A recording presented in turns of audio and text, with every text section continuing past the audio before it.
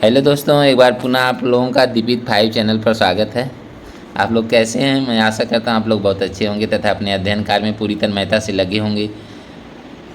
दोस्तों, जैसा कि आप लोग मेरे यूट्यूब चैनल पर देखे होंगे, गौतम बुद्ध व उससे जुड़े हुए वीडियो का एक प्लेलिस्ट है। उस प्लेलिस्ट में जाइए और उन सारे वीडियो को देख लीजिए। फिर मैं आज MCQs उन वीडियो के आधार पर MCQs क्वेश्चन बता रहा हूँ, जिन्हें आप आइए बनाते हैं, हम लोग मिल के बनाते हैं, इन्हें देखते हैं।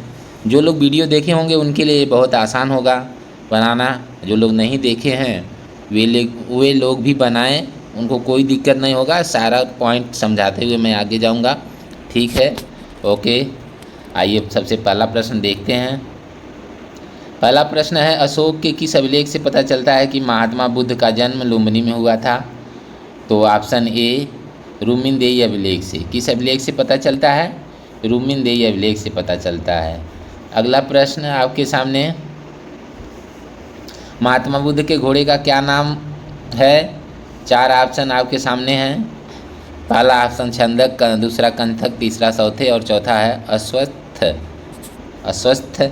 तो आइए दूसरा क्वेश्चन में जो ऑप्शन है वह बी सही है, कंथक। घोड़े का नाम कंथक था। छंदक सारथी का नाम था। सौथे उस घास करने वाले व्यक्ति का नाम था जिससे बुद्ध ने 8 मुट्ठी घास लेकर के पीपल वृक्ष के नीचे समाधि लगाई थी।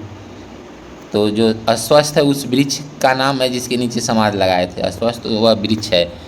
चलिए ठीक है, अगला प्रश्न हम लोग देखते हैं। प्रश्न 3, महात्मा बुद्ध के पहले गुरु कौन थे? तो आप जानते हैं कि महात्मा बुद्ध जब अपने घर से निकलते हैं तो ज्ञान प्राप्ति के लिए इधर उधर भटकते हुए सबसे पहले वे वैशाली जाते हैं। वैशाली में उन्हें अलार कलाम गुरु मिलते हैं, जो सांख्य दर्शन के आचार्य थे। उन्होंने गौतम बुद्ध को योग और उपनिषद की शिक्षा देते हैं। फिर उसके बाद वह राजगिरी चले जाते हैं। राजगिरी में रुद्रक रामपुत्र उनसे मिलते हैं, जो उनके दूसरे गुरु हैं।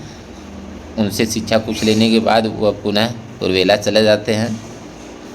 चलिए ठीक है, तो इस तरह से यहाँ जो ऑप्शन होगा वह पहले गुरु कौन थे? अलार कलाम थे। ऑप्शन सी सही है। चलिए तीसरा प्रश्न हो गया। चौथा देखते हैं, अलार कलाम किस दर्शन के आचार्य थे? अभी भी हम बताए हैं कि अलार कलाम सांख्य दर्शन के आचार्य थे। ऑप्शन ए सही है। पांचवा क्वेश्चन देखते हैं, महात्मा बुद्ध का जन्म लुम्बिनी वन के किस गांव में हुआ था? तो इसमें ऑप्शन जो ए है वह सही है। ऑप्शन ए सही है। कौन सा ऑप्शन सही है? ऑप्शन ए सही है। ऑप्शन ए सही है। कसया गांव में हुआ था। आप जानते हैं गौतम बुद्ध का जन्म लुम्बिनी, जिसका आधुनिक नाम रूमिनदेई है, रूमिनदेई के कसया गांव में हुआ था। वीडियो आप देखेंगे तो वहाँ मिल जाएगा। चलिए अगला प्रश्न देखते हैं, अलार कलाम कहाँ के निवासी थे? तो अलार कलाम अभी मैं बताया हूँ एक्सप्लेनेशन करते समय कि अलार कलाम वैशाली में जब बुद्ध गए थे वहीं उन्हें मिले थे। तो अलार कलाम वैशाली के थे। कहाँ के थे? वैशाली के थे। चलिए अगला प्रश्न आपके सामने, 7वां, महात्मा गौतम बुद्ध को ज्ञान प्राप्त हुआ, इस घटना को क्या कहा गया? तो जब ज्ञान प्राप्त हुआ इस घटना को संबोधि कहा गया। ऑप्शन बी सही है। और महाभिनिष्क्रमण, जब घर से गृह त्याग किए थे तो महाभिनिष्क्रमण कहते हैं। धर्मचक्र परिवर्तन, जब प्रथम उपदेश देते हैं ज्ञान प्राप्ति के बाद तो उसे धर्मचक्र परिवर्तन कहा जाता है। महापरिनिर्वाण, जब उनको मोक्ष प्राप्त हो जाता है, जब उनकी मृत्यु हो जाती है तो उस घटना को महापरिनिर्वाण कहा गया। चलिए इस तरह से अगला क्वेश्चन हम लोग देखते हैं। 8वां, महात्मा गौतम बुद्ध के बचपन का नाम सिद्धार्थ गौतम था। इसमें गौतम क्या है? तो आपके सामने 4 ऑप्शन है, कुल, जाति, गोत्र, इनमें से कोई नहीं। तो जो इसमें सी ऑप्शन है, गोत्र था। गौतम उनका गोत्र था।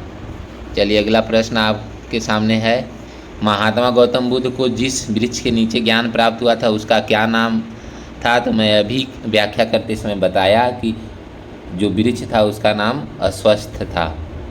क्या था? अस्वस्थ था।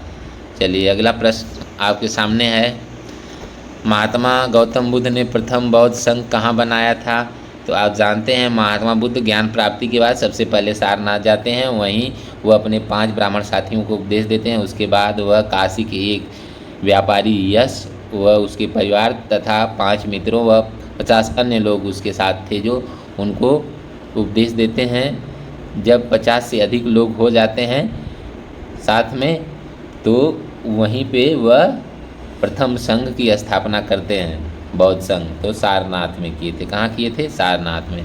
अगला प्रश्न आपके सामने, महात्मा बुद्ध का जन्म लुम्बिनी वन में हुआ था जो स्थित है, तो आप जानते हैं लुम्बिनी वन कहाँ? नेपाल की तराई में स्थित है। चलिए अगला प्रश्न देखते हैं। अगला प्रश्न आपके सामने, गौतम बुद्ध ने स्त्रियों हेतु प्रथम बौद्ध संघ कहाँ बनाया था? तो आप जानते हैं कि स्त्रियों को सबसे पहले प्रवेश किसके कहने पर मिला था? तो जो उनके सबसे प्रिय शिष्य आनंद थे उनके कहने पर स्त्रियों को प्रवेश दिया गया था। कौन स्त्री थी जो सबसे पहले संघ में प्रवेश पाई थी? तो उनकी जो सौतेली माँ या मौसी प्रजापति गौतमी थी, वह कपिलवस्तु से चल कर के वैशाली आई थी, जहाँ पे गौतम बुद्ध गए थे। वहीं पे वह बौद्ध धर्म को स्वीकार करती हैं, उन्हें बौद्ध संघ में शामिल कर लिया जाता है। उनके साथ उनके पुत्र पुत्री नंद और नंदा भी आए थे तथा राहुल और यशोधरा भी आए थे। इन लोगों को भी बौद्ध धर्म की शिक्षा वो देते हैं वैशाली में। इस तरह से प्रथम स्त्रियों का जो संघ बौद्ध संघ था वह वैशाली में बना था। ऑप्शन सी सही है। चलिए ठीक है, अगला प्रश्न देखते हैं। महात्मा गौतम बुद्ध ने सारनाथ के किस उद्यान में अपना प्रथम उपदेश दिया था? तो आप वीडियो अगर देखे हैं तो उसमें बताया गया है कि हिरण्य जो उद्यान था उसमें अपना प्रथम उपदेश देते हैं। अगला प्रश्न आपके सामने, बौद्ध संघ में शामिल होने वाली प्रथम महिला कौन थी? तो अभी मैं बताया हूँ कि प्रथम महिला कौन थी? प्रजापति गौतमी थी। चलिए अगला प्रश्न देखते हैं हम लोग। अपनी समाधि लगाने के लिए गौतम बुद्ध ने किस व्यक्ति से 8 मुट्ठी घास मांगी थी? तो अभी व्याख्या करते समय कुछ समय पहले बताया था, सौथे नाम का व्यक्ति था घास करने वाला, उससे घास मांगे थे। चलिए अगला प्रश्न, उन 2 बंजारों का नाम क्या था जिनका भगवान गौतम बुद्ध ने लट्ठा खाया और मट्ठा पिया तथा उन्हें अपना प्रथम शिष्य बनाए थे? तो आइए इसमें हम देख रहे हैं कि जो ऑप्शन सी है तपस्सु तथा भल्लिक। जब बोध गया से सारनाथ जा रहे थे तो रास्ते में ये लोग मिले थे और ये लोग भगवान गौतम बुद्ध को लट्ठा और मट्ठा पिलाए थे, लट्ठा खिलाया और मट्ठा पिलाया तथा गौतम बुद्ध ने उन्हें अपना शिष्य बना के प्रथम उपदेश दिया था। चलिए ठीक है, आनंद और रूपाली के बारे में जानते हैं कि आनंद और रूपाली उनके प्रिय शिष्य हुआ करते थे। कालदेव और कौंडिन्य महान पंडित थे जो भविष्यवाणी किए थे। तपस्सु और भल्लिक आप जान रहे हैं, 2 बंजारे हैं जिसके बारे में प्रश्न है ये। चलिए अगला प्रश्न देखते हैं। 17वां, उस लड़की का क्या नाम था जिसके द्वारा दी गई खीर गौतम बुद्ध ने तपस्या के दौरान खाई थी?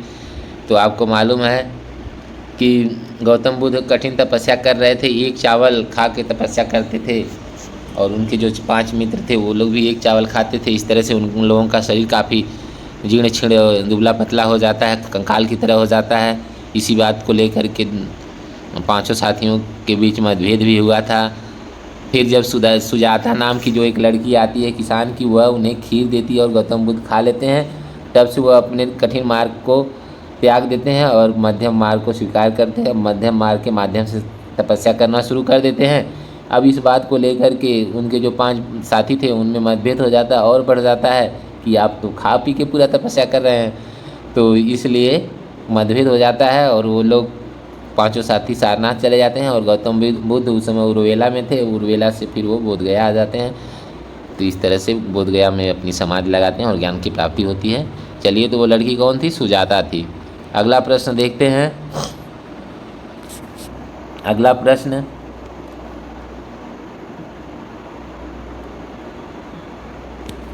बौद्ध संघ के लिए पूर्वाराम विहार किसने बनवाया था?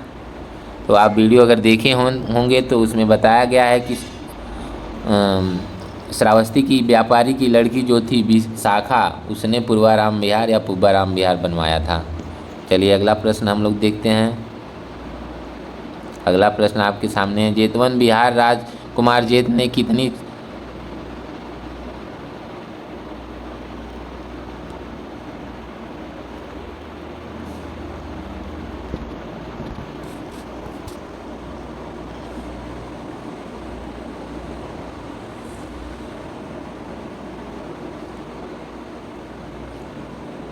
सॉरी, आगे चला गया PDF, थोड़ा इसको पीछे करता हूँ।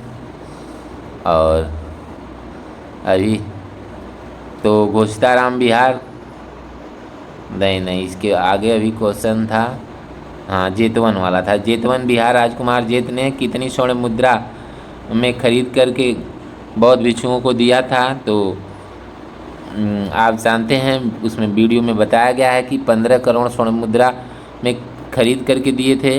कितनी स्वर्ण मुद्रा में खरीद के दिए थे? 15 करोड़। तो ऑप्शन बी सही है। चलिए अगला प्रश्न हम लोग देखते हैं। अगला प्रश्न है, बौद्ध भिक्षुओं के लिए घोषिताराम विहार किसने बनवाया था? तो आप जानते हैं घोषिताराम विहार किसने बनवाया था। वीडियो अगर देखे होंगे तो पता चलेगा कि उदयन शुरू में बौद्ध धर्म को नहीं स्वीकार कर रहे थे, फिर बाद में जब वो करते हैं तो फिर घोषिताराम विहार बनवाकर बुद्ध जी को देते हैं। अगला प्रश्न हम लोग देखते हैं, सुत्त पिटक का संकलन किस बौद्ध संगीत में हुआ था? तो सुत्त पिटक का जो संकलन है वो हम वीडियो अगर देखे होंगे तो प्रथम बौद्ध संगीत में 2 पिटकों का संकलन हुआ था, सुत्त पिटक और विनय पिटक का। तो प्रथम बौद्ध संगीत होगा यहाँ पे ऑप्शन।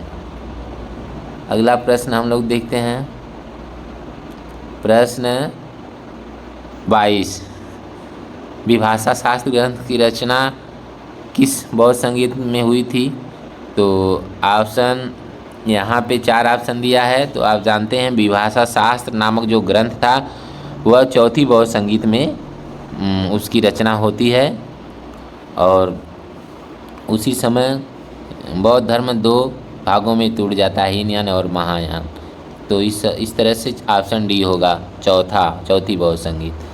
आइए अगला प्रश्न हम लोग देखते हैं, प्रश्न नंबर 23, प्रथम बौद्ध संगीत में अध्यक्ष किसे नियुक्त किया गया था? तो आप ये प्रश्न तो काफ़ी सिंपल है, बहुत बार परीक्षाओं में पूछा गया है। तो ऑप्शन ए है महाकश्यप। जानते हैं कि प्रथम बौद्ध संगीत राजगिरी के सप्तपदी गुफा में होती है, जहाँ पे अध्यक्ष महाकश्यप को नियुक्त किया गया था। चलिए अगला प्रश्न आपके सामने है, महात्मा गौतम बुद्ध प्रथम वर्षा काल कहाँ बिताते हैं? आप जानते हैं गौतम बुद्ध सबसे पहले ज्ञान प्राप्ति के बाद सारनाथ जाते हैं और वहीं अपनी प्रथम वर्षा काल बिताते हैं। चलिए आइए अगला प्रश्न देखते हैं, महात्मा गौतम बुद्ध ने अपने 5 ब्राह्मण साथियों को जिस दिन उपदेश सारनाथ में दिया उसी दिन काशी के एक व्यापारी को भी उपदेश दिया था, उसका क्या नाम था? तो आपके सामने 4 ऑप्शन हैं। आप जानते भी हैं कि जो व्यापारी काशी का था वो यश था। यश अपने तथा अपने परिवार, पति पत्नी और माता पिता, उसके साथ साथ और भी परिवार के जो लोग थे और 5 साथियों व 50 अन्य लोगों के साथ बौद्ध धर्म को स्वीकार किया था, बताया गया है। चलिए अगला प्रश्न हम लोग देखते हैं।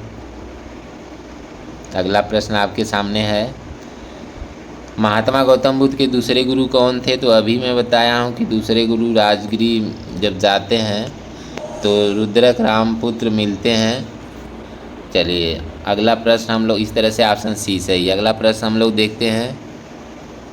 अगला प्रश्न आपके सामने, गौतम बुद्ध के दूसरे गुरु रुद्रक रामपुत्र कहाँ रहते थे? तो आप जानते हैं कि अभी बताया हूँ कि राजगिरी गए थे तो राजगिरी रहते थे, राजगिरी में मिले थे वो। इस तरह से ये 27वां प्रश्न हो गया। अगला प्रश्न हम लोग देखते हैं। अगला प्रश्न आपके सामने है, महात्मा गौतम बुद्ध ने अपने प्रथम गुरु अलार कलाम से किसकी शिक्षा ली थी? तो आप जानते हैं कि अलार कलाम उन्हें योग और उपनिषद की शिक्षा दिए थे। किसकी शिक्षा दिए थे? योग और उपनिषद की शिक्षा दिए थे। तो इस तरह से थोड़ा से फिर बैक चला गया PDF, थोड़ा इसको फिर सेट करते हैं। तो कौन सी शिक्षा दिए थे? अभी क्वेश्चन थोड़ा पीछे है, आ जाता है। रुद्रक रामपुत्र राजगिरी के बाद वो क्वेश्चन है। तो आपको बताया गया है अभी कि गौतम बुद्ध को योग और उपनिषद की शिक्षा अलार कलाम देते हैं और अलार कलाम सांख्य दर्शन के आचार्य हैं। चलिए अगला क्वेश्चन देखते हैं।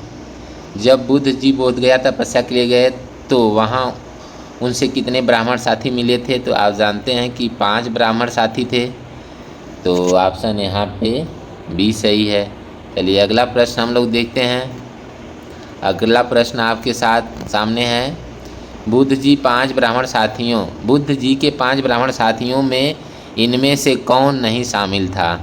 तो 5 ब्राह्मण साथियों में से कौन नहीं शामिल था? तो अगर आप वीडियो देखे होंगे तो आपको पता होगा। ये भद्र जो है, भद्र ये नहीं था। भद्र तो रास्ते में मिला था। भद्र वर्गीय लोग जो थे, भद्र नेता था, कुछ लोग मिले थे जिनका नेता भद्र था, उन्हें भद्रवर्गीय कहा गया था। चलिए ठीक है, अगला प्रश्न हम लोग देखते हैं। अगला प्रश्न आपके सामने है। बुद्ध जी को कुटाग्रशाला नामक विहार किसने दान में दिया था? कुटाग्रशाला जो थी उस किसने दान में दिया था? 4 ऑप्शन। लिच्छवियों ने, लुम्बिनी के निवासियों ने, और श्रावस्ती के निवासियों ने, मल्लों ने। तो किसने दिया था? तो यहाँ पे जो ऑप्शन ए है, लिच्छवियों ने दिया था। ऑप्शन ए, लिच्छवियों ने दिया था। चलिए अगला प्रश्न और आखिरी प्रश्न है। अगला प्रश्न, बौद्ध धर्म की पवित्र दिशा कौन सी है? तो चलिए देखते हैं। उत्तर, पूर्व, दक्षिण, पश्चिम कौन है? तो ऑप्शन सी सही है, दक्षिण है। बौद्ध धर्म की पवित्र दिशा दक्षिण है। चलिए इस तरह से दोस्तों आपने 32 प्रश्न इस वीडियो में आप देखे हैं। इस लेक्चर में 32 प्रश्नों को समाहित किया गया है। अब आगे और भी प्रश्न बौद्ध धर्म व गौतम बुद्ध पर आधारित होंगे, जिन्हें आप अगले लेक्चर में देखेंगे। मुझे आशा है ये प्रश्न आपको बढ़िया समझ में आ गए होंगे। आप इन प्रश्नों से लाभान्वित होंगे तथा एग्ज़ाम में इस तरह के प्रश्न आएंगे ज़रूर और उन्हें आप आराम से बना लेंगे। ठीक है, आप लोग मेहनत करते रहिए। आप जानते हैं कि ये मेरा चैनल अभी बहुत नया है। आपका ये अपना चैनल दीपित भाई, जो कि बहुत नया है, अभी 1 मंथ का हुआ है। तो इसे अभी 1 मंथ हुआ है। आप इसे अपना प्यार दीजिए, अपना प्यार दुलार दीजिए ताकि ये भी चैनल आगे जाए। मैं अपने चैनल से आपको विश्वास दिलाना चाहता हूँ। इस चैनल पे जो भी पढ़ाया जाएगा वो पूरा और कंप्लीट पढ़ाया जाएगा। इसमें कुछ आधा अधूरा नहीं छोड़ा जाएगा। फ्री में पूरा complete basic to competition level में पढ़ाया जाएगा। बेस बना के पढ़ाया जाएगा ताकि आप अगर वीक हैं तो तभी समझें, अगर अच्छे हैं तो अभी समझें। तो इस चैनल पे जो भी विषय पढ़ाया जाएगा, चाहे मैथ है, रीजनिंग है, हिंदी है, जीएस है, सब बेसिक टू कंपटीशन पढ़ाया जाएगा। तो मुझे कहने में काफ़ी गर्व हो रहा है कि ये सब बातें आपको देखने को चैनल में मिलेंगी। आप इस चैनल के वीडियो जो आपको मिल रहे हैं, फ्री में मिल रहे हैं, उन वीडियो को लाइक करिए। अच्छे लगते हैं तो लाइक करिए। चैनल के वीडियो को शेयर भी करिए तथा जो अपना दीपित 5 चैनल है इसे सब्सक्राइब करिए। अपना प्यार दीजिए ताकि हम लोग मिल कर के सफलता के रास्ते पर मजबूती से आगे बढ़ें। आपकी सफलता में ही हमारी उपलब्धि है। ठीक है, आप सभी लोगों को धन्यवाद। ओके।